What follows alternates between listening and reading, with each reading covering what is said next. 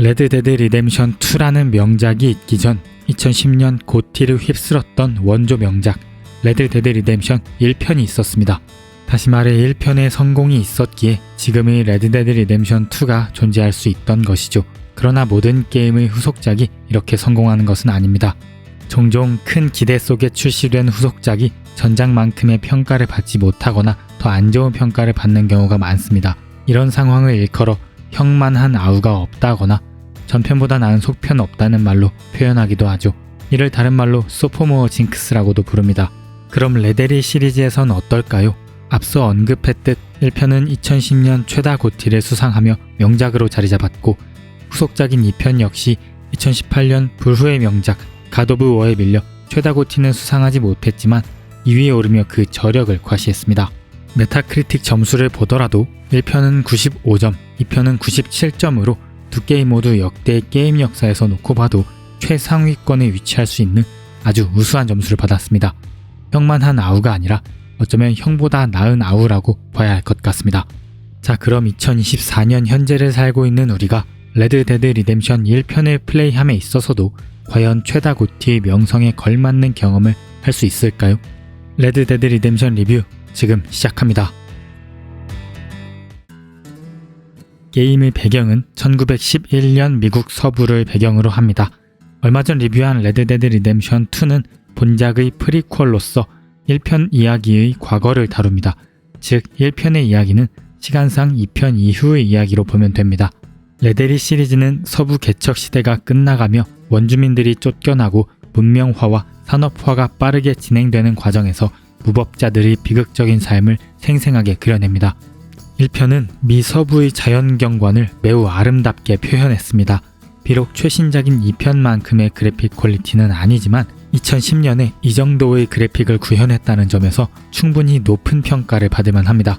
이러한 세계관 속에서 우리가 플레이할 주인공은 존 마스턴, 전직 반더린드 갱단의 일원이었던 그는 2편의 아서모건처럼 황혼에 물든 카우보이와 무법자, 총잡이의 전형적인 이미지를 대변하는 인물이며 그 시대의 마지막 불꽃 같은 존재입니다. 우리가 2편을 통해 알 수 있었듯 존은 아서가 남긴 가장 큰 유산이라 할 수 있으며 더 이상 무법자의 삶을 살지 않으려는 그의 노력을 엿볼 수 있었습니다. 그러나 미국 정부는 과거 수많은 강도와 약탈을 일삼던 반더린드 갱단을 결코 용서할 생각이 없습니다.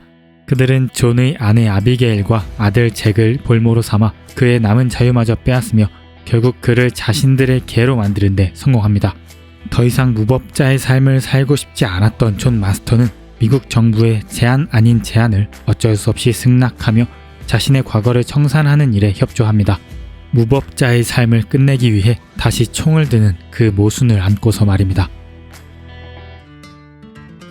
레드데드 리뎀션의 시그니처라면 역시 방대한 오픈필드와 그 안에서 펼쳐지는 자유로운 플레이, 사실적 묘사, 훌륭한 그래픽 등을 이야기할 수 있습니다. 2010년에 출시한 레드데드 리뎀션은 세월의 흔적이 무색할 정도로 훌륭한 사실적 묘사와 그래픽을 보여줬습니다. 물론 2018년에 출시된 2편과 비교하면 아쉬운 점이 적지 않고 2024년의 기준에서 보면 그래픽적으로 다소 부족하게 느껴지는 것도 사실입니다. 그럼에도 불구하고 2024년에 이 게임을 즐기기에 그래픽은 절대 단점이 되지 않습니다. 분명 세세한 디테일에서는 다소 부족한 표현을 보여주지만 드넓은 오픈필드를 아름답게 구현한 모습을 보고 있으면 자연스럽게 힐링하는 기분이 들었습니다. 말을 타고 광활한 자연 속을 달리다 보면 어느새 자연 경관에 매료되어 시네마틱 모드 버튼을 누르고 싶은 충동을 느끼게 됩니다. 하지만 안타깝게도 1편에는 시네마틱 모드 기능이 제공되지 않는다는 점이 정말 아쉬웠습니다. 이러한 풍경의 아름다움을 더욱 돋보이게 만드는 것은 뛰어난 광원 효과였습니다. 이 덕분에 플레이 중에 노을이 지는 순간을 기다리며 감상하는 즐거움도 컸던 것 같습니다. 또한 여전히 사실적인 묘사가 뛰어난데 말을 타고 달리다가 총을 맞고 떨어지는 적이 가끔 발이 걸려 말에 매달린 채 끌려다니는 모습도 볼 수 있습니다.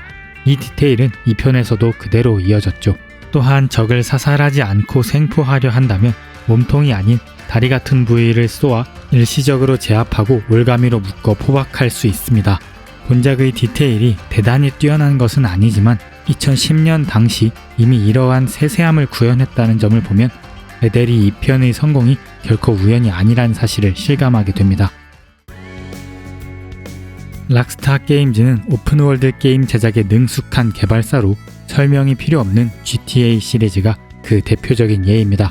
특히 GTA5는 지금까지 누적 판매량이 무려 2억 장에 달하며 세계에서 가장 많이 팔린 비디오 게임 2위에 올라 있습니다.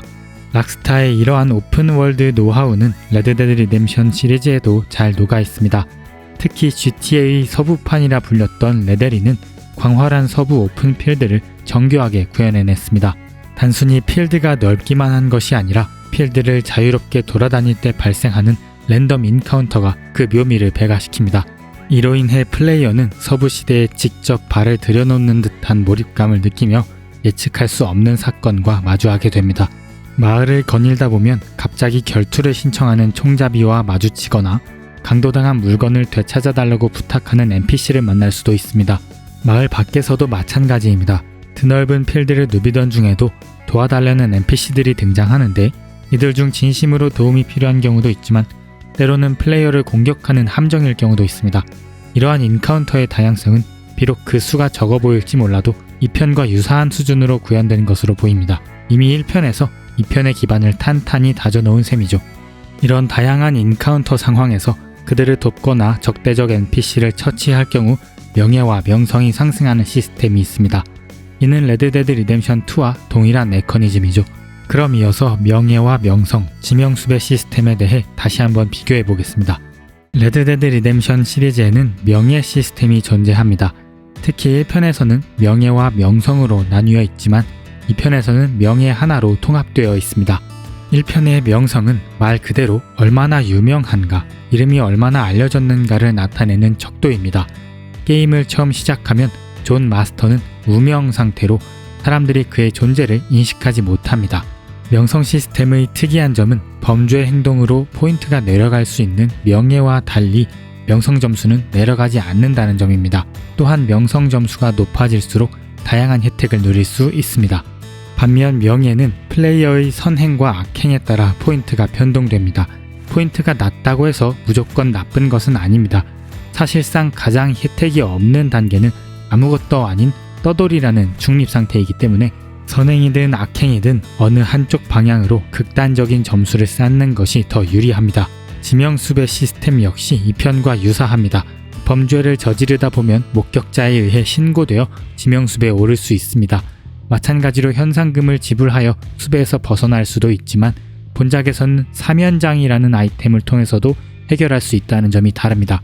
특히 사면장은 금액의 크기와 상관없이 지명수배에서 벗어날 수 있게 해주는 아주 유용한 아이템입니다.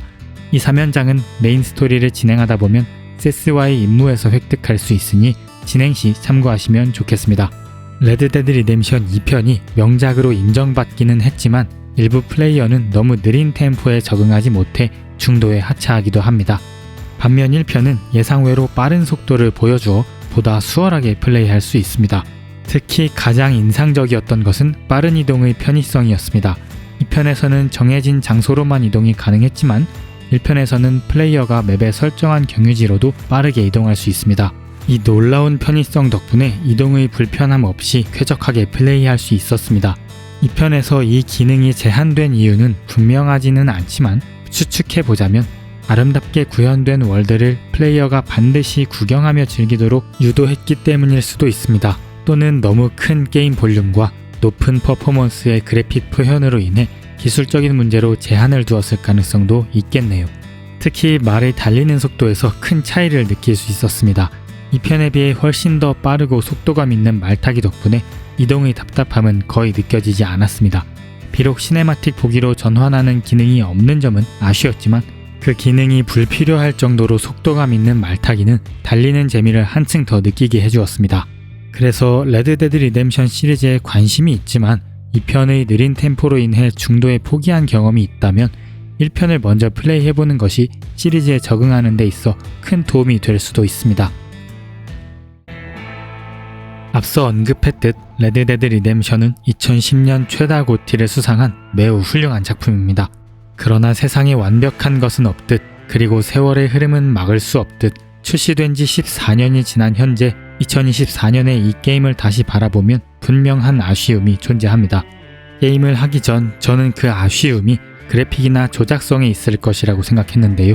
그러나 문제는 전혀 다른 곳에 있었습니다. 바로 스토리텔링 측면이었습니다. 제가 느끼기에 레드데드 리뎀션의 이야기의 진행에는 아쉬운 구석이 좀 많습니다. 아무리 14년이라는 시간이 흘렀다고 해도 스토리 측면에서는 기술적 진보만큼 큰 차이가 나기는 어렵다고 생각합니다. 기술은 빠르게 발전하면서 그래픽이나 물리 엔진의 수준을 크게 끌어올릴 수 있지만 스토리텔링의 변화는 그 속도가 다르기 때문이죠. 기술이 새로워져도 스토리의 본질, 즉 서사와 캐릭터의 매력은 시간의 흐름만으로는 크게 변하지 않는 부분입니다. 덧붙여 레드데드 리뎀션 2가 갓게임의 반열에 오른 이유는 단순히 그래픽 품질이나 사실적인 묘사가 뛰어나기 때문만이 아닙니다. 훌륭한 이야기가 탄탄히 뒷받침되었기 때문임을 우리는 잘 알고 있습니다. 그래서 14년이 지난 지금 레드데드 리뎀션 1편을 플레이하며 제가 개인적으로 기대했던 것도 그래픽이 아니라 스토리였지만 아쉽게도 그 기대에 완전히 부응하지는 못했습니다. 첫 번째로 이야기할 아쉬운 점은 부족한 개연성입니다. 본작 초반 주인공 존 마스터는 정부 요원으로 보이는 인물들과 함께 등장하며 블랙워터에서 열차를 타고 아르마딜로로 이동합니다.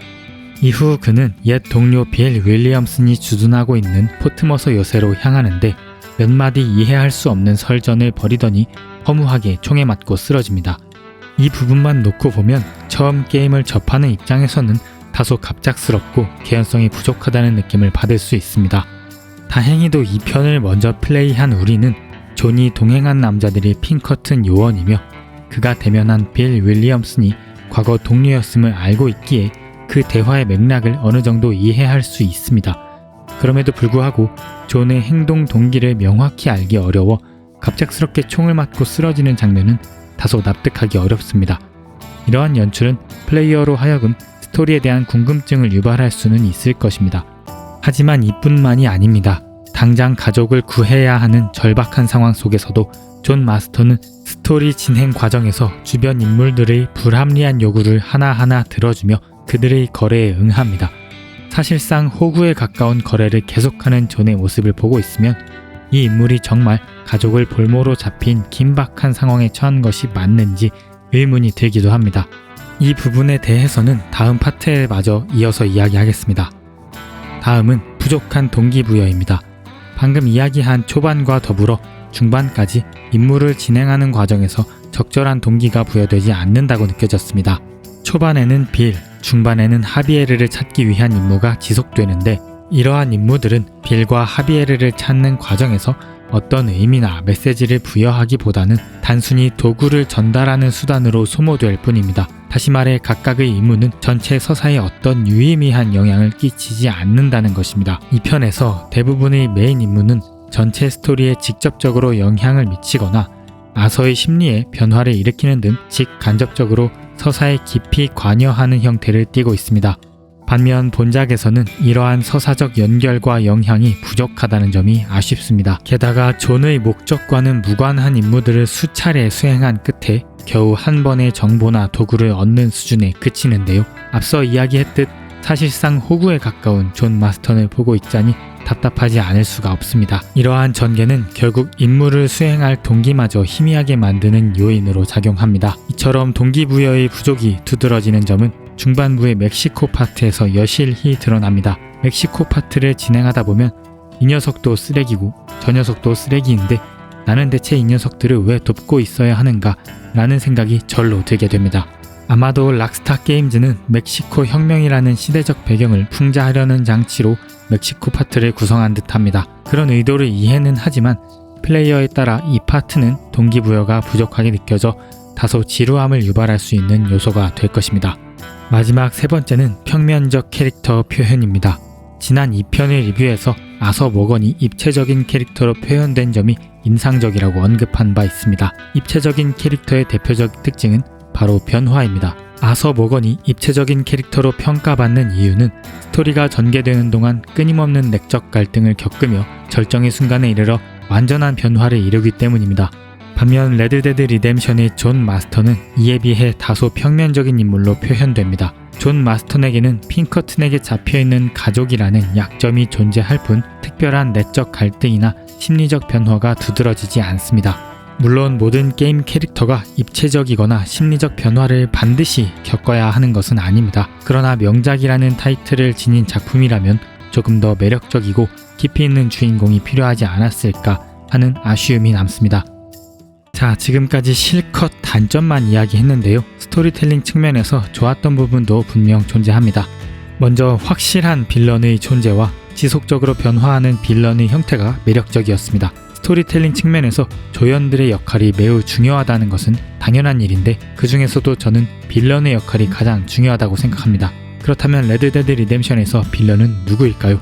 작품을 거시적 관점에서 보면 존 마스턴을 위기 속으로 몰아넣은 인물은 핑커튼 요원인 에드거 로스입니다. 그는 존의 아내 아비게일과 아들 잭을 납치하여 존을 자신의 뜻대로 움직이는 도구로 만들었습니다. 이 같은 관점에서 에드거 로스는 존 마스턴에게 절대 악이지만 그들의 요구를 들어야만 가족을 다시 만날 수 있다는 점에서 단순히 처치해야 할 적이 아니라 협조해야 할 적이라는 모순적인 특성을 지닙니다. 또 다른 특징은 상황에 따라 빌런의 형태가 유동적으로 바뀐다는 점입니다.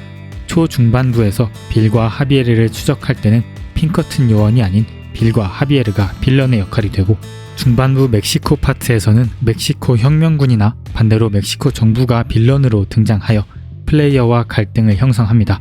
결국 마지막에는 다시 핑커튼이 최종적이자 궁극적인 빌런으로 자리하며 이야기를 마무리합니다. 이런 구조는 2편에서도 적용되었습니다. 핑커튼 요원, 콜름 오드리스콜, 그리고 변해버린 갱단원들까지 상황과 관계에 따라 빌런의 위치가 변화하며 스토리의 복합적인 갈등을 만들어냈습니다. 다음은 개성적인 캐릭터들입니다. 2편에 비하면 등장하는 조연의 수는 적지만 각각의 캐릭터는 개성적으로 표현되어 있습니다. 예를 들어 아비게일과 비슷한 성격을 지닌 보니 맥팔레이는 존을 구출하고 도움을 주는 수호자의 역할을 맡습니다. 그녀는 존에게 호감을 가진 것으로 묘사되지만 존에게 아내가 있다는 사실을 알게 된 후에는 거리를 두는 모습도 보여줍니다. 또 다른 개성적인 캐릭터는 돌팔이 약장수 나이젤 웨스트 디킨스입니다. 그의 모습은 2편에서 진짜로 잘 듣는 엉터리약 미션에서 만난 현상수배범 베네딕트 얼브라이트를 떠올리게 합니다. 하지만 웨스트 디킨스는 얼브라이트와 달리 사람을 해칠 만큼 위험한 약을 팔지는 않습니다. 물론 약간의 사기를 치기는 하지만 그의 언변은 거의 더치 반더리인데 필적할 정도로 매끄럽고 설득력이 있습니다. 존과 함께 다양한 사기 행각을 벌이며 약을 팔아넘기지만 그는 결국 빌의 요새를 공격하는 데 큰 공을 세우기 때문에 단순한 사기꾼을 넘어서 약간은 정감 가는 캐릭터로 보여지기도 합니다. 또한 존 마스턴의 데드아이를 3레벨까지 업그레이드 해주는 전설적인 총잡이 랜든 리케츠, 멕시코 혁명군의 일원이자 아름다운 외모의 투사 루이사 포르투나, 부패한 멕시코 정부의 모습을 상징하는 아옌데와 데산타, 괴짜 인류학자이자 마약 중독자인 헤롤드 맥두걸, 그리고 미 정부 기관을 돕는 정보원이자 원주민 라스타스 등 개성있는 캐릭터들이 대거 등장합니다.